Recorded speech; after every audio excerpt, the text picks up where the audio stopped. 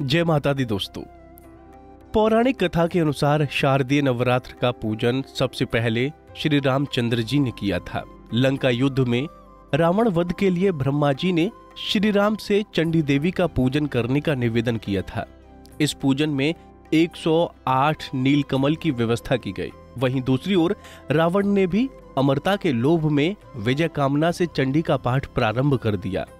ये बात इंद्रदेव ने पवन देव के माध्यम से श्री राम के पास पहुंचाई और परामर्श दिया कि चंडी पाठ यथासंभव पूर्ण होने दिया जाए। इधर हवन सामग्री में पूजा स्थल से एक नीलकमल रावण की मायावी शक्ति से गायब हो गया और श्री राम का संकल्प टूटता सा नजर आने लगा। भय इस बात का था कि देवी मां रुष्ट न हो जाएं। नीलकमल की व्यवस्था तत्काल असंभव थी।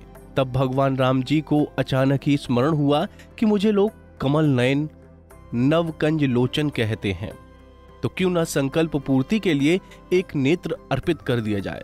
और प्रभु श्री राम जैसे ही बाण निकालकर अपना नेत्र निकालने के लिए तैयार हुए, तब देवी मां स्वयं प्रकट हो गईं और प्रभु का हाथ पकड़कर कहा, राम मैं प्रसन्न हूं, और विजयश्री का आशीर्वाद दिया। वहीं रावण के चंडी पाठ में यज्ञ कर रहे ब्राह्मणों की सेवा में ब्राह्मण बालक का रूप धारण कर हनुमान जी सेवा में जुट गए।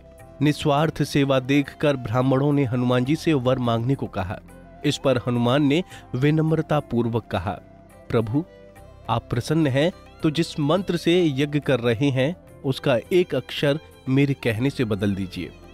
ब्राह्मण इस रहस्य को समझ नहीं सके और तथास्तु कह दिया। हनुमान जी ने कहा, मंत्र में जया देवी भूर्ति हिरणी में हा के स्थान पर का उच्चारित करें, ये मेरी इच्छा है। भूत हिरणी यानी कि प्राणियों की पीड़ा हरने वाली, और भूर्तिकृणी का अर्थ हो गया प्राणियों को पीड़ित करने वाली, जिससे देवी रुष्ट हो गईं और रावण का सर्वनाश कर दिया। हनुमान जी महाराज ने श्लोक में हा की जगह का करवाकर रावण के यज्ञ की दशा ही बदल दी और उसके बाद 7वें दिन लंका विजय के लिए प्रस्थान किया और विजय प्राप्त की।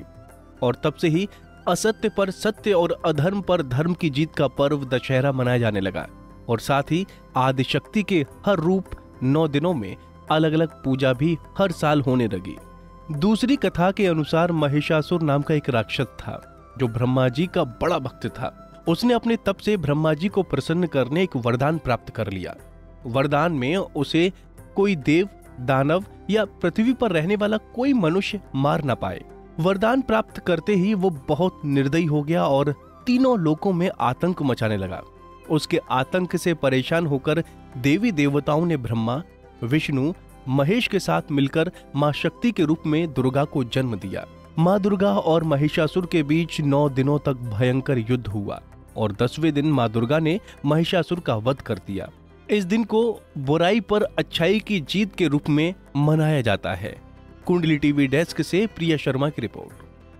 इसी तरह की और भी जानकारी लेने के लिए हमारे चैनल को सब्सक्राइब करें और नई वीडियो की नोटिफिकेशन के लिए बेल आइकॉन दबाएं। अगर आप ये वीडियो फेसबुक पर देख रहे हैं तो वीडियो को लाइक और शेयर करें। साथ ही अपनी राय कमेंट बॉक्स में जरूर बताएं। धन्यवाद।